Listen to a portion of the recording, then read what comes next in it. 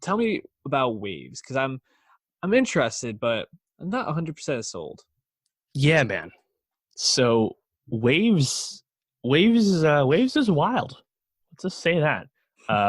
This is an A24 film from Trey Edward Schultz. He wrote and directed it. Trey Edward Schultz is only 31 years old. Yeah, this is his third movie, third with A24. Most recently came out with It Comes at Night in 2017, a notable entry in that elevated, non-traditional horror genre. That's definitely a big wave right now.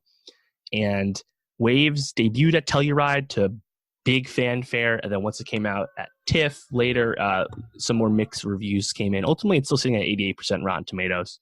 And I think it's a movie that, whether you like it or you don't, it engenders a strong reaction in the audience, in the viewer. And that is not a common thing. And I think that's really important. And for me, I think the movie largely really worked for me. It's honestly told in a two-act structure, two very distinct halves to the movie. And ultimately, your opinion of the movie probably changes on which half you liked more. Not going to say really anything else, but that's you figure that out once you watch it. And the premise is kind of simple. It's just about this black family in Florida, and a traumatic event happens, and things are kind of turned upside down. And it's Kelvin Harrison Jr. plays Tyler, who's a high school senior wrestling star. His girlfriend's played by Alexa Demi, who we last saw in Euphoria, of course. She was definitely one of the big breakouts there. And then Tyler's dad is played by Sterling K. Brown. His mom is played by Renee Goldsberry, famous for being the first Angelica Schuyler in Hamilton. And then Kelvin's sister is played by Taylor Russell, who just got a Gotham Award nomination for Best Breakthrough Actor and a Indie Spirit Award for Best Supporting Actress. And then Lucas Hedges also shows up because this is an A24 movie, and you need to have a white guy sometimes. So he's here, and he's good because that's what Lucas Hedges does. He's a good actor. But Lucas Hedges confirmed good. Hot takes here on the Nowstalgia podcast.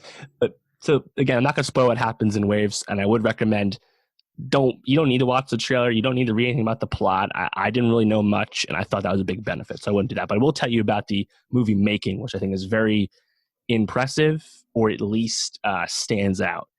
Trey Edward Schultz, like I said, his hands are all over this. He also co-edited it.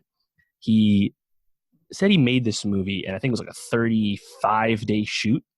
And in that shoot, 35 days, he went to like 50 different locations. He had shot listed this whole movie.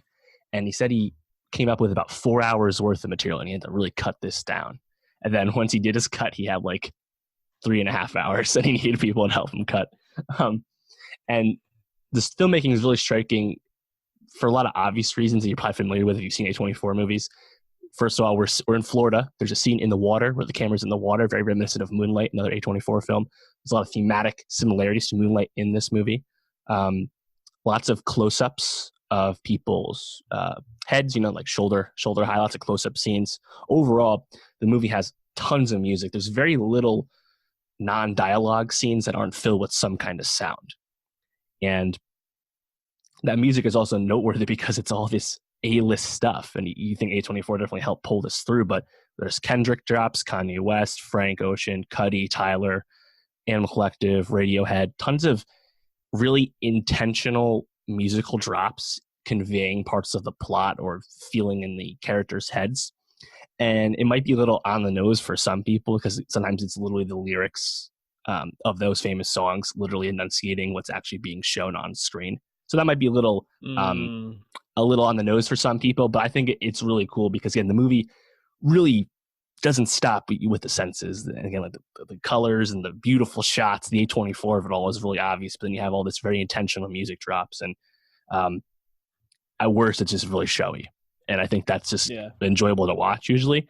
The melodrama of it all, which, again, I'm not going to really get into, but that, requires more examination. I think some people have had issue with it. You can read some of those reviews, but it's I think Waves is definitely a movie I would recommend everybody watch just to, again, you will have a visceral reaction to this. So this does really inspire feeling. And I think the first half was the act I preferred. And I do have it at 10 right now on my list, despite noticing some of the flaws. So I think, again, that's it's just a really sensational movie, and it's uh interesting. It was only in 21 theaters this past week, only grossed 168K. Um, Sterling K. Brown did not get nominated at the Indie Spirit Award, so I think that Best Supporting Actor nomination that he had a chance for is probably not going to happen. But yeah, I don't think a lot of people are going to see this, but I'd recommend they do. I mean, it sounds really good, and any movie that is at worst showy and then has songs from all those artists I like, I'll probably enjoy it. So I think you sold me. I'm willing to check it out.